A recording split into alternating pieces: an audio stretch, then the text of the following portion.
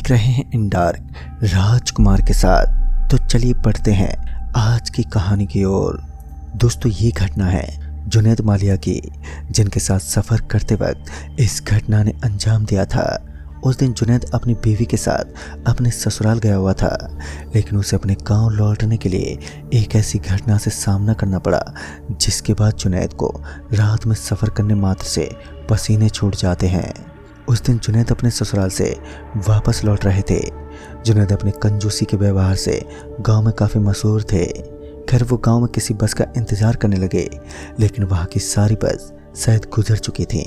जुनैद काफ़ी देर तक bus stand पर बैठा रहा, मगर तब तक बस का कोई ठिकाना नहीं था, जिस वजह से जुनैद पैदल यात्रा तय करता हुआ पास में पड़ने वाले करीबी शहर की तरफ चल पड़ा। मगर तभी उन्हें पीछे की ओर से बस का हॉर्न सुनाई दिया, और जब जुनैद अपने पीछे पलटा तो उसने देखा कि पीछे की ओर से लाल कलर की एक बस दौड़ती हुई आ रही थी। लिहाजा जुनैद ने बस के सामने अपना हाथ दिखाया और बस को रुकवाया। बस को रुकवाने के बाद जुनैद बस में दाखिल हुआ और अपनी यात्रा को अंजाम देने लगा। इसलिए बस का कंडक्टर जुनैद के पास पहुंचा। दोनों के बीच किराए को लेकर आपसी झगड़ा हुआ और दोनों के बीच मनमुटाव होना भी अब शुरू हो गया। धीरे धीरे काफ़ी रात होने लगी और जुनैद का सफ़र भी जंगल और छोटे जोहड़ के अंदर से गुजरने वाला था। चलती हुई बस की रफ्तार एकदम से धीमी पड़ने लगी, और उसकी वजह थी बस के अंतर्गत आने वाली कोई बड़ी सी खराबी। और थोड़ी ही देर के बाद बस एकदम धीमी रफ्तार में झटका खाकर एकदम से बंद पड़ गई। लंबी दूरी तय करने वाले लोगों के लिए ये चिंता का विषय था। और फिर जुनैद बस के ड्राइवर के पास पहुंचा और बस की खराबी के बारे में वो पूछने लगा। बस का कंडक्टर बोला, भाई साहब, लगता है बस के अंदर काफ़ी बड़ी समस्या है, तो बस को रिपेयर होने में काफ़ी ज़्यादा वक्त लग सकता है। इतना सुनने के बाद ही जुनैद उस छोटे से जंगल में हल्का होने चल दिया। और जब जुनैद हल्का होकर वापस उस जगह पर पहुंचा तो वो गुस्से से एकदम लाल होने लगा, क्योंकि अब वहाँ वो बस मौजूद ही नहीं थी। वो बस वहाँ से जा चुकी थी। जुनैद को काफ़ी बुरा लगा। जुनैद ने उस कंडक्टर को किराया जो दे दिया था, वो किसी दूसरी बस के इंतज़ार में वहीं सड़क के चारों ओर चक्कर काटने लगा। अब रात के लगभग 10 बज चुके थे। आसमान के काले बादलों ने चांद को पूरी तरीके से ढक लिया था, और उस काली रात में चारों तरफ का माहौल एकदम सन्नाटे में डूबा हुआ था। तभी जुनैद के जस्ट पीछे की ओर से बेहद तेज स्पीड में कुछ गुजर गया। जब तक जुनैद पीछे पलटा तब तक वह उस जगह से निकल चुका था। उसने इस छोटी मोटी हरकतों पर कुछ खास ध्यान नहीं दिया और अपने रास्ते की तरफ ही चल दिया। गुस्से से तिलमिलाता हुआ जुनैद बस वाले को गालियां दे ही रहा था कि उसके पीछे की ओर से उसे एक बार फिर किसी बस के आने की आवाज़ सुनाई दी। उसकी सारी चिंता मानो हवा में बनकर उड़ चुकी थी। जुनैद वहीं सड़क के किनारे खड़ा होकर बस की ओर देखने लगा। दिखने में यह बस काफ़ी ज़्यादा पुरानी लग रही थी। फिर वह बस सीधे आकर जुनैद के पास रुकी। जुनैद बोला, और ड्राइवर साहब, ये बस नजीदपुरा जाएगी क्या? उस ड्राइवर ने अपनी मुंडी हाँ में हिलाई। जुनैद को ड्राइवर का बर्ताव थोड़ा अजीब तो लगा, मगर उसने नज़रअंदाज करते हुए कहा, भाई साहब, बस का किराया मैं बस से उतरने के बाद ही दूंगा। क्योंकि जुनैद ने पहले भी किराया देने के बावजूद अभी भी बीच रास्ते में ही वो अटका हुआ था। जब जुनैद बस में दाखिल हुआ तो उसने देखा कि बस एकदम शांत दिखाई पड़ रही थी। जुनैद के अलावा भी काफ़ी यात्री बैठे हुए थे, लेकिन उसके बावजूद बस के अंदर चूचाहट तक नहीं थी। जुनैद को ये पूरी की पूरी बस काफ़ी अजीब लग रही थी। खैर, जुनैद को सिर्फ अपने गांव तक जाना था। उसके गांव की दूरी शायद अभी भी काफ़ी बची हुई थी।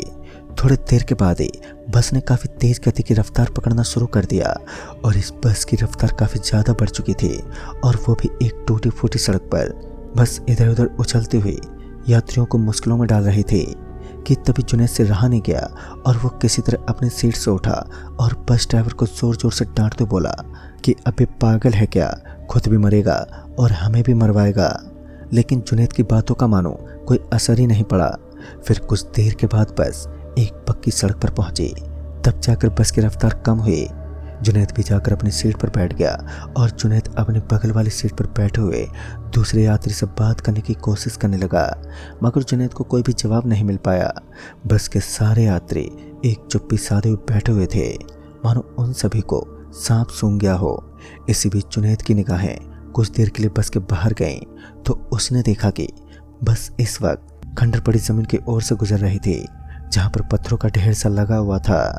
अब जुनैद को इस बस में कुछ ना कुछ गड़बड़ लगने लगी थी, लिहाजा जुनैद ने तुरंत ही बस ड्राइवर को बस रोकने को कहा।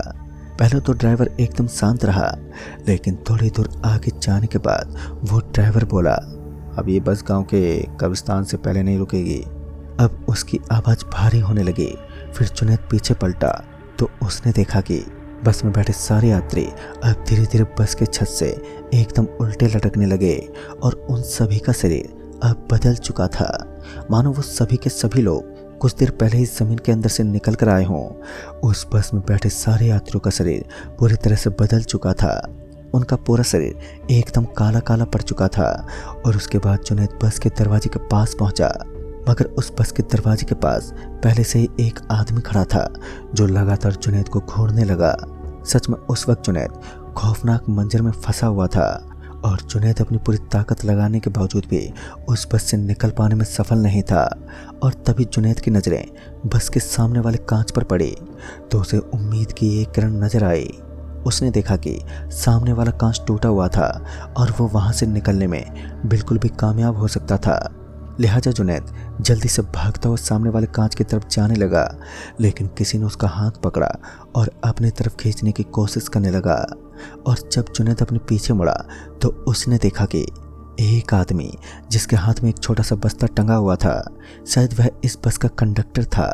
लेकिन उसे देखते ही जुनैद डर के मारे कांप उठा, क्योंकि उस आदमी की मुंडी वहाँ से अब गायब थी। उसका सिर्फ धड़ी नजर आ रहा था।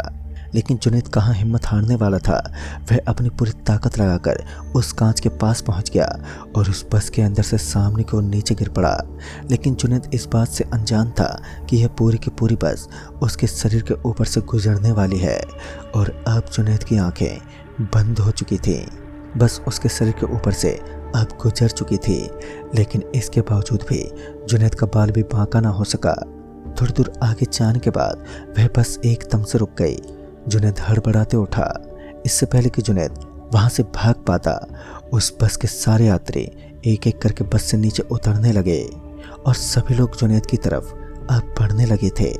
जुनैद डर के मारे कांप रहा था, मगर वह किसी तरह वहां से उठकर तेजी से भागने लगा। इससे पहले कि जुनैद कुछ समझ पाता कि उसका पांव किसी गड्ढे के अंदर फंस गया और वह सीधा नीचे गिर पड़ा। इस बार वो किसी गहरी खाई के अंदर गिर चुका था। और जब जुनैद नीचे गिरा तो उसने देखा कि उसके चारों तरफ मकड़ियों के जाले लगे हुए थे और देखने में यह बिल्कुल किसी गुफा की तरह लग रही थी। और अब जुनैद को पूरा विश्वास हो चुका था यह एक गुफा है जिसके अंदर वो फंस चुका था। फिर उसे थोड़ी दूर आगे आग चलती हुई नजर आई। फिर अपनी आशा लेते हुए जुनैद उस आग की तरफ बढ़ने लगा। फिर जब वो उस आग के पास पहुंचा तो उसने देखा कि वहां पर एक साधु बाबा बैठे हुए थे जिनकी बड़ी बड़ी दाढ़ी थी और साथ ही उनका शरीर काफी लंबा चौड़ा था। उन्होंने बिना आंखें खोले कहा, लगता है तुम किसी बड़ी मुसीबत में फंस चुके हो। जुनैद ने हाँ में अपना जवाब दिया और उन साधु बाबा ने जुनैद को अपने पास बैठने का इशारा किया। जुनैद उनके बगल वाले पत्थर पर जाकर बैठ गया और जुनैद को समझ ही नहीं आ रहा था कि आखिर वह इस जगह पर कैसे पहुंचा, क्योंकि जुनैद पहले कभी भी इस रास्ते से नहीं गुजरा था तो उसने कभी भी ध्यान नहीं दिया होगा। मगर उसके बाद उसने उन साधु बाबा को पूरी बात बताई और फिर साधु बाबा ने बताया कि आज से करीब 23 साल पहले की बात है। उस बस में सफ़र कर रहे सारे यात्री अपने घर जा रहे थे, मगर उनको क्या पता था कि आज उनका सामना उनकी मौत से होने वाला है। कुछ देर के बाद ही वो बस अचानक से गहरी खाई के अंदर धंस गई और उसका मुख्य कारण था फुल स्पीड में भागती हुई बस के अचानक से ब्रेक फेल हो जाना, जिस वजह से यह बस सीधी खाई में गिरी। लेकिन आज भी उस बस का कोई पता नहीं चल पाया कि आखिर वह बस गई तो गई कहाँ, क्योंकि खाई में गिरने के बावजूद वह बस आज तक कहीं दिखाई नहीं दी और न ही उस बस में बैठे किसी भी यात्री की लाशें मिली और उन लाशों का अंतिम संस्कार भी नहीं हुआ, जिस वजह से उन सभी की आत्माएं उस बस में सफ़र करती हैं और दूसरे लोगों को मौत के घाट उतारने की वो कोशिश करती हैं। दोस्तों, उस पूरी रात जुनैद उस साधु बाबा के पास बैठा रहा और जैसे ही सुबह हुई वह अपने घर लौट गया।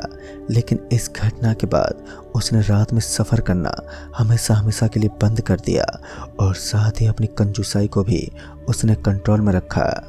तो दोस्तों इस कहानी में बस इतना ही। कहानी आपको पसंद आई हो तो लाइक शेयर जरूर करें और साथ ही हमें कमेंट बॉक्स में ज़रूर बताएं। तो मैं आपका दोस्त राजकुमार जल्दी ही मिलूँगा ऐसे ही एक और नई कहानी के साथ। तब तक के लिए बाय एंड टेक केयर।